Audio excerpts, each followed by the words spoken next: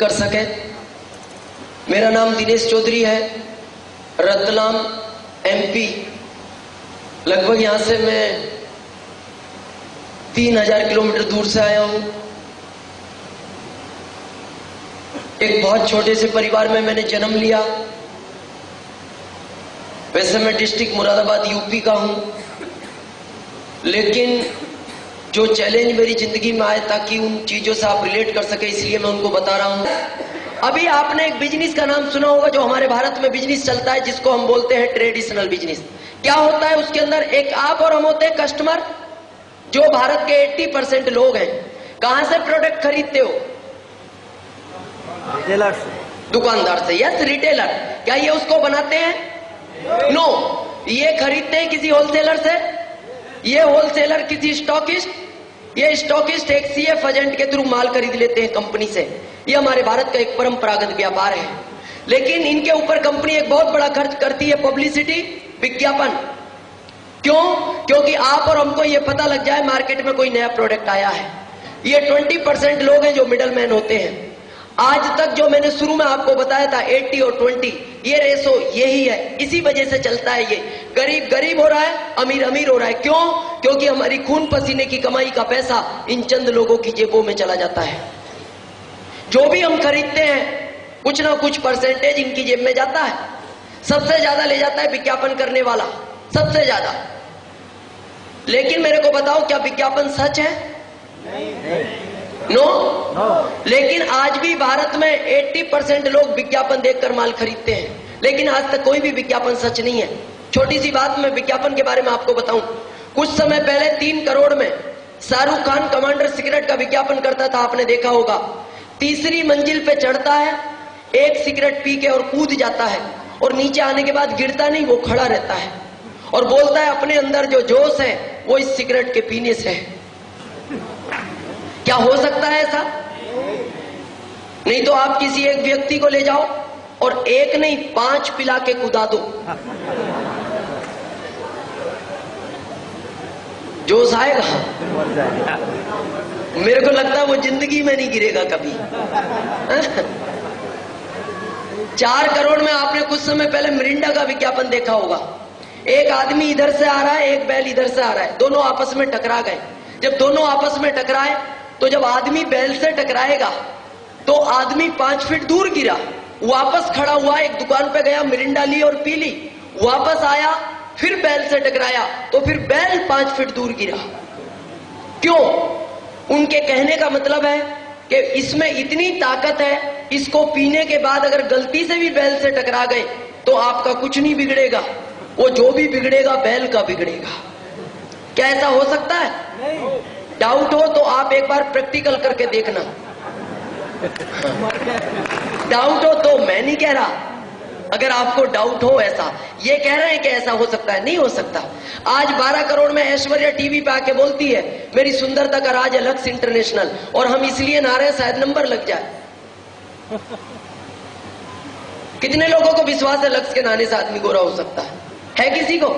Match देखते हो? Match अगर लक्स के नहाने से कोई गोरा होता, ये साबुन आज सबसे ज्यादा वेस्ट इंडीज और साउथ अफ्रीका में बिकता, जहां पूरे के पूरे देश ब्लैक एंड व्हाइट है, वहां कलर्ड नाम का कुछ नहीं मिलता और वहां कोई खरीदने को तैयार नहीं। और दोस्त, यही कारण रहा, आज जो भी प्रोडक्ट हम 100 में खरीदते हैं, कंपनी में 50 रुपए की लागत में बनता है, 9 रुपए कंपनी का प्रॉफिट होता है, 59 में चीज बनती है और कितने में मिलती है? 100 में। और बीच का 41 कहां चला जाता है? इनके पास। क्या ये क्वालिटी में कोई सुधार करते हैं? बिगाड़ने का पूरा अधिकार है। और ये झूठ बोलने का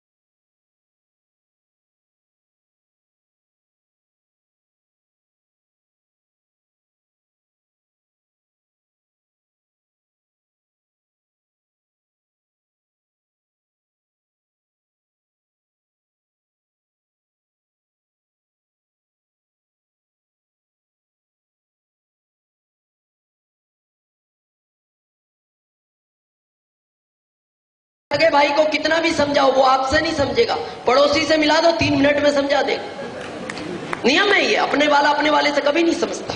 यहाँ टीचर है, कोई टीचर हाथ खड़ा करेंगे? टीचर, जो भी टीचर हो प्लीज एक बार हाथ खड़ा करें। Thank you. आप इनसे पूछ लेना, इनका बच्चा इनसे नहीं पढ़ता।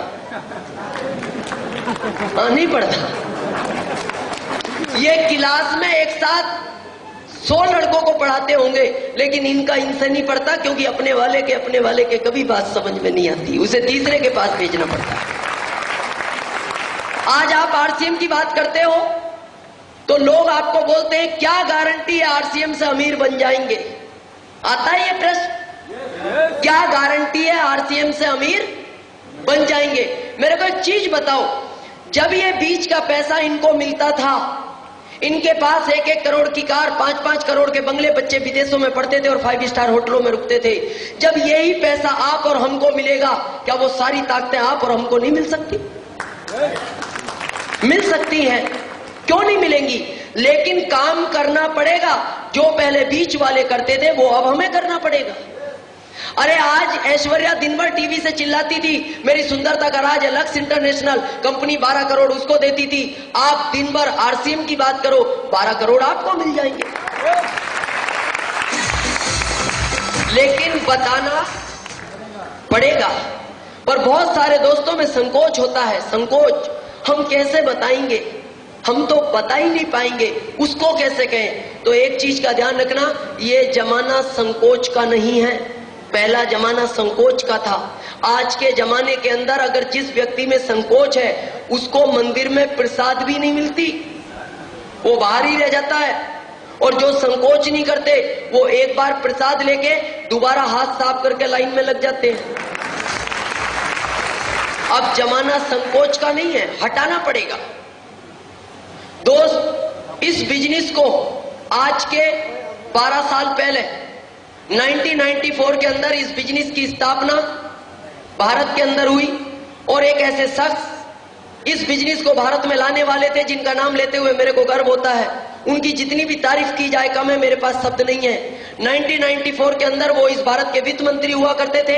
आज करंट में इस भारत के प्रधानमंत्री हैं श्री मनमोहन सिंह जी। श्री मनमोहन सिंह जी ने इस बिजनेस को भारत में लाने की अनुमति दी, और उन्होंने जब भारत में लाने की अनुमति दी तो उन्होंने अमेरिका की गवर्नमेंट से ये पूछा था, इस बिजनेस को मैं भारत में चला तो रहा हूं, क्या मेरा भारत आपके देश की तरह अमीर बन सकता है?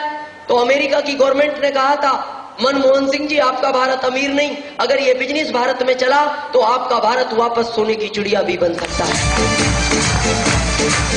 आज जब इस बिजनेस की आप बात करते हो, व्यक्ति पता है क्या बोलता है? मैं डॉक्टर हूं, मैं चाय पत्ती की बात करूंगा, मैं इतना बड़ा इंजीनियर हूं, मैं पेस्ट के बारे में बात करूंगा, मैं इतना बड़ा वकील हूं, क्या मैं बात सोप की बात करूंगा? मेरे को एक चीज बताओ, टाटा से बड़े तो नहीं हो? टाटा से बड़े तो नहीं हो? बाटा से, अंबानी से? नो।